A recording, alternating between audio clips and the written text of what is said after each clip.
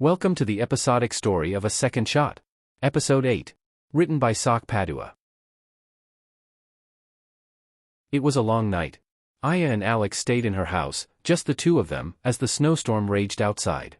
They sat together in the living room, enjoying the quiet, but while Aya was at ease, Alex had something else on his mind. Aya stood by the window, watching the howling wind swirl snow against the glass. "That's a strong storm," she murmured, concern flickering across her face. "Is this normal?" Alex asked, glancing at her. "Not necessarily in this part of Canada," she admitted. "But it happens from time to time. Canada's used to this kind of weather." "I see. That's a bummer," Alex said, though his gaze lingered on her with a soft smile. Aya caught him staring and immediately pulled a face, laughing. "Quit looking at me like that. Go watch some TV or let's play something instead." Alex smirked. "How about Truth or Dare?" Aya blinked, caught off guard. "I was just joking," she said quickly, waving a hand dismissively. "I wasn't," Alex countered, his tone light but intentional.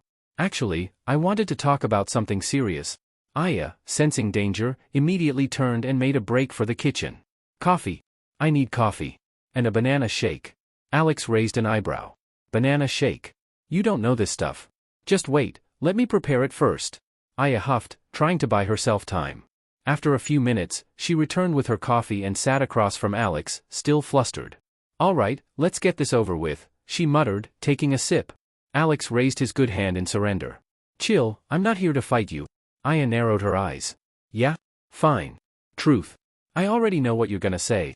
Alex leaned forward slightly. "I've been thinking a lot." Aya froze mid-sip. Alex held her gaze. "About us?" Aya stopped breathing. For a moment, her brain went into overdrive. "Us? What does he mean, us?" Her heart pounded, her mind conjuring 100 different scenarios, most of them far too emotionally overwhelming for her to handle. Meanwhile, internally, she started calling on every god she could think of, Buddhist, Shinto, Greek, even the occasional Norse deity. "Please save me from this conversation." Then, "I want to start a club," Alex said casually. Aya blinked. "What? A snooker club?" Alex continued, as if he hadn't just put her through a near-cardiac event. "I've been thinking about it during my time off. I want to gather young players with talent, train them, and help them enter the league. I want you to be the first member." A pillow flew directly into Alex's face. "What the hell, Aya?" he shouted, glaring at her. Blushing furiously, Aya pointed an accusing finger at him. "You should have started with that, damn it." Alex sighed, rubbing his forehead. "What did I even do to you?" Aya huffed, still red-faced. "I will support you," she declared before grabbing her coffee and bolting to her room. Alex sat in stunned silence, staring at the staircase she had disappeared up. He let out a long exhale, shaking his head. "This is gonna be a long battle," he muttered to himself. Then, with a smirk, he leaned back against the couch. "I'll wait." The next morning, the aftermath of the storm was on full display. Aya stood by the window, arms crossed, staring out at the thick snow covering the streets. She shook her head before glancing down at her phone. "No one's going to work in this weather. It's either a work-from-home day or a full-on rest day," she muttered while typing a message into her company's group chat. A few moments later, her mother sent back a giant thumbs-up emoji, clearly approving the decision. Aya snorted. "There you go. Officially approved by my dear mother." Stretching her arms, she climbed out of bed and headed toward the door. As soon as she swung it open, she nearly bumped into Alex. Her heart skipped a beat, and she quickly ran a hand through her messy hair, trying to smooth it down. Alex blinked, equally startled. "Gee, good morning, Aya."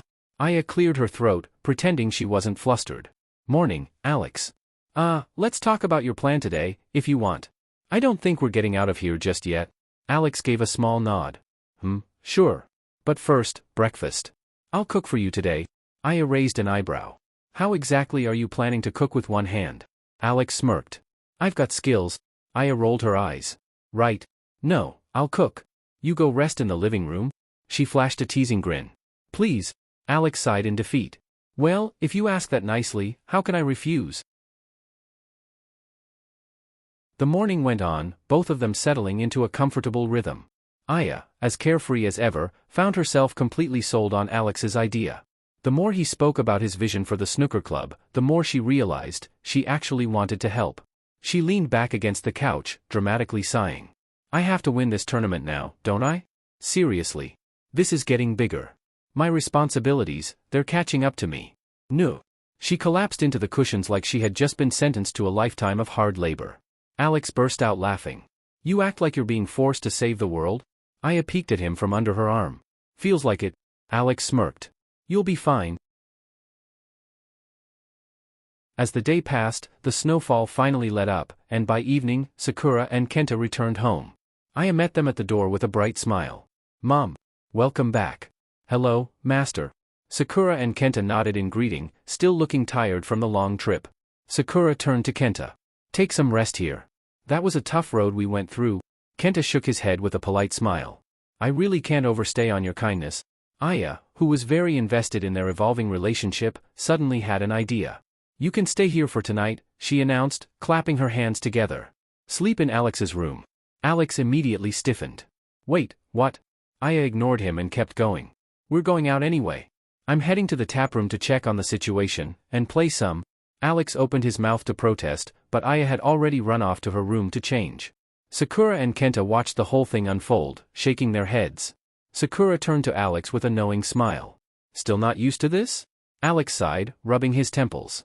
The voice of reason didn't even make it out of my mouth.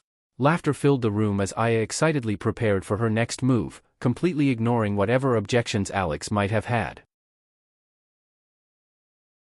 Arfk. We're stuck. Aya groaned, throwing her head back against the car seat. Alex sighed, running a hand down his face. Aya, we really didn't have to go out today. Aya turned to him, eyes narrowing. Oh, really? And you couldn't have told me that before we left? Alex blinked at her, exasperated. I tried to. Aya huffed, crossing her arms. Yeah, well, you really should have tried harder. Alex opened his mouth, then closed it, shaking his head. Aya, you are being completely unreasonable right now. Just as Aya was about to fire back, she suddenly froze, her eyes locked on something approaching their car. Even Alex, who was ready to argue, fell silent. A mountain of a man was walking toward them.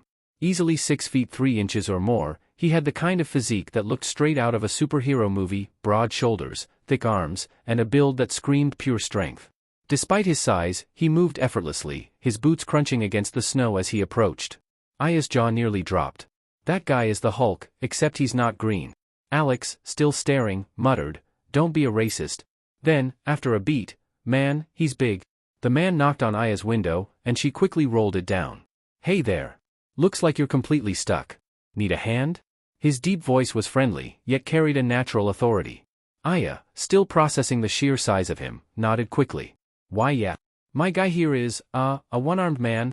She gestured toward Alex's injured arm. The man let out a low whistle. Damn. You two probably shouldn't have gone out today, huh? Aya felt her dignity shatter slightly. Probably not. The guy chuckled. No worries. I'll grab my truck and get you out. Name's Mike, by the way. Then, flashing a surprisingly warm smile for someone built like a heavyweight champion, he turned and walked back toward his truck. Aya, still flustered, watched him go. Alex did not miss this. With a smirk, he leaned back and tapped his fingers against his knee. You totally like Papa Bear, huh? Aya, snapping out of her daze, immediately turned to glare at him. Shut up. But the way she said it, slightly too fast, slightly too defensive, made Alex chuckle even more. After a few more tries, they finally freed the car from the snow. Aya let out a relieved sigh, while Alex stretched his good arm, shaking off the tension. They turned to Mike, who had helped them out. Hey, Aya began, brushing some snow from her jacket, our place isn't far, it's right in historic downtown Newmarket. We were planning to check on it after the storm and grab a bite. Let us treat you. Mike chuckled, crossing his arms. You guys braved the snow just to eat out, huh? Tough life for you too. Aya and Alex laughed, the shared joke breaking the ice even further. Alex smirked. It's her future father-in-law's shop. We're just checking in after the storm, and maybe playing a little billiards. You in? Aya's head snapped toward him. Alex. Mike raised an eyebrow, glancing at Aya with amusement. Future father-in-law, huh? And here I thought you were just billiards partners. Aya groaned, rubbing her temples. Ignore him. He just likes talking nonsense. Mike laughed. Well, if you put it that way, sure, I'm in. Aya brightened up. Great. You can also play while we're there. Let's go. With that, they all got into their cars, heading toward the billiards hall, now with one more player joining the game. Once they reached the shop, they were relieved to see that it had held up well against the storm. A few employees were already inside, cleaning up minor snow damage from where the wind had pushed flakes through the cracks. Rebecca grinned as she wiped down a table. Well, the shop made it through. Aya let out a breath. Yeah. This place is solid. Can't say the same for the other shops, though. Rebecca shrugged. They'll be fine, too. But yeah, they're definitely closed today. No one's braving this snowstorm just to open shop. Meanwhile, Alex and Mike had already wandered over to the billiard tables. Alex picked up a cue stick, spinning it lightly in his good hand. You any good at this, Mike? Mike chuckled, shaking his head. I play sometimes. I wouldn't call myself a pro, though. Alex leaned against the table.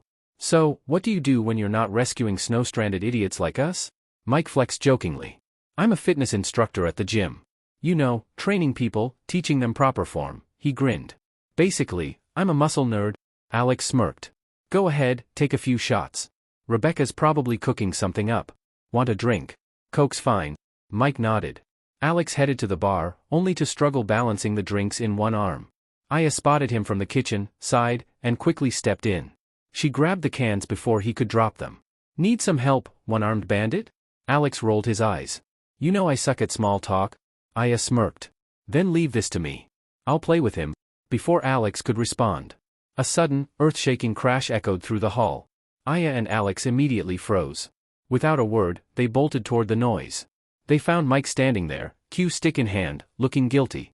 A rack of billiard balls had scattered everywhere, the table looked suspiciously off-center, and a nearby chair was upside down? Mike laughed nervously. Did I do something wrong? Man, you're strong. Aya exclaimed, laughing out loud.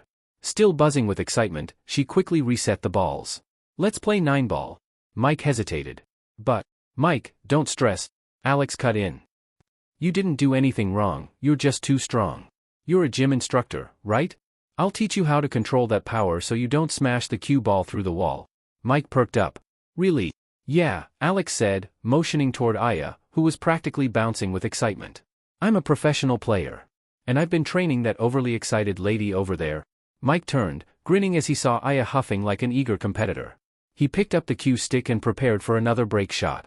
But then, he noticed Alex had stepped directly behind him. Mike raised an eyebrow. Why do I feel like you're using me as a shield? Alex, already standing safely behind him, shrugged. Because I am.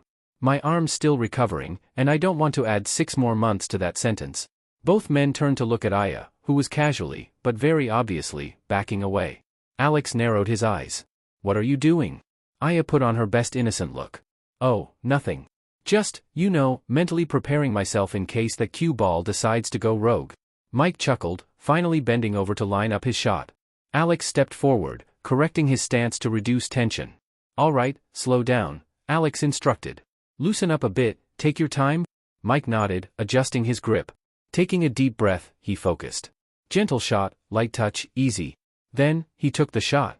The cue ball exploded forward, way too fast. It bounced off 2 rails like a pinball before slamming straight into the 9-ball. With a loud thud, the 9-ball dropped into the side pocket. There was a beat of silence. Aya and Alex slowly turned to look at each other. Before they could react, Rebecca's voice cut through the tension. All right, food's ready. The 3 paused, then burst into laughter. Setting their cues aside, they walked toward the bar, ready to enjoy a meal together. Thank you for watching. Please like and follow us on Facebook. If you're on YouTube, don't forget to like and subscribe for more content. Coming up, Episode 9. See you there.